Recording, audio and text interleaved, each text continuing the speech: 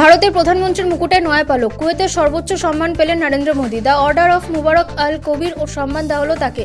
বিভিন্ন রাষ্ট্র প্রদত্ত 20তম আন্তর্জাতিক সম্মান পেলেন তিনি। এবার প্রিয়াঙ্কা গান্ধীর সাংসদ পদ খারিজের দাবিতে আদালতের দ্বারস্থ বিজেপি। অভিযোগ, নির্বাচনী হলফনামায় ভুল তথ্য দিয়েছেন কংগ্রেসের সাধারণ সম্পাদক, তাই তার সাংসদ পদ খারিজ করা হোক। এই মর্মে কেরল হাইকোর্টের দ্বারস্থ বিজেপি সাংসদ নব্যা হরিদাস। দিল্লি বিধানসভা নির্বাচনের আগে বড় চমক আম আদমি পার্টির প্রধান অরবিন্দ কেজরিওয়ালের। রবিবার এক্স হ্যান্ডেলে বার্তা দেন, বাংলার ধাঁচে এবার দিল্লিতেও দুয়ারে সরকার। সাধারণ মানুষকে যাতে সরকারি দফতরের দরজায় ঠোকর খেতে না হয় সে কথা মাথায় রেখেই এই প্রকল্পের ঘোষণা। উৎসব মুখর জার্মানিতে গাড়ি হামলায় আহত 7 ভারতীয়। এবার বিদেশ মন্ত্রকের তরফে এই হামলার তীব্র নিন্দা করা হয়েছে।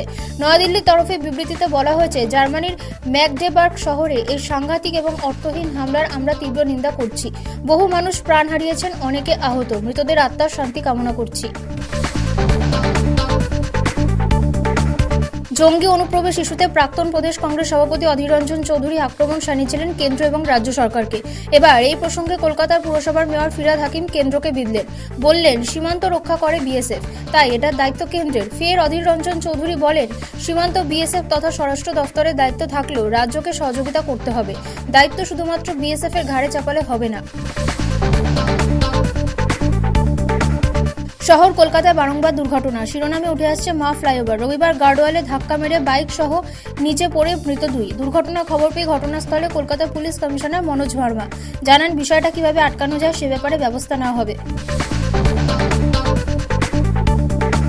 24 ঘন্টার ব্যবধানে কলকাতার 2টি জায়গায় ভয়াবহ অগ্নিকাণ্ড। তাৎপর্যপূর্ণভাবে 2টি অগ্নিকাণ্ডই ঝুপড়ি এলাকায়। মুখ্যমন্ত্রীর উদ্বেগ প্রকাশের পরও থামছে না অগ্নিকাণ্ডের ঘটনা।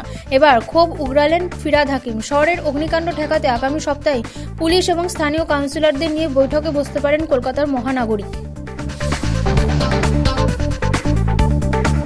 ফের ধর্নায় বসল সংগ্রামী যৌথ মঞ্চ। হাওড়ার মন্দিরতলায় নবান্নের কাছে ধর্নায় সংগ্রামী যৌথ মঞ্চের সদস্যরা।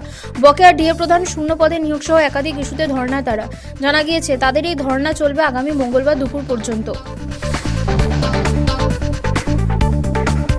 ভক্তদের দায়িত্ব জ্ঞানহীন পোশাক নির্বাচনে ক্ষুব্ধ বৃন্দাবনের বাঁকে বিহারী মন্দির কর্তৃপক্ষ। পবিত্রতা নষ্ট হচ্ছে মন্দিরের। এবার মন্দিরের তরফে বিবৃতি দিয়ে নির্দেশ দেওয়া হয়েছে, ভক্তদের ভদ্র পোশাক পরে আসতে হবে।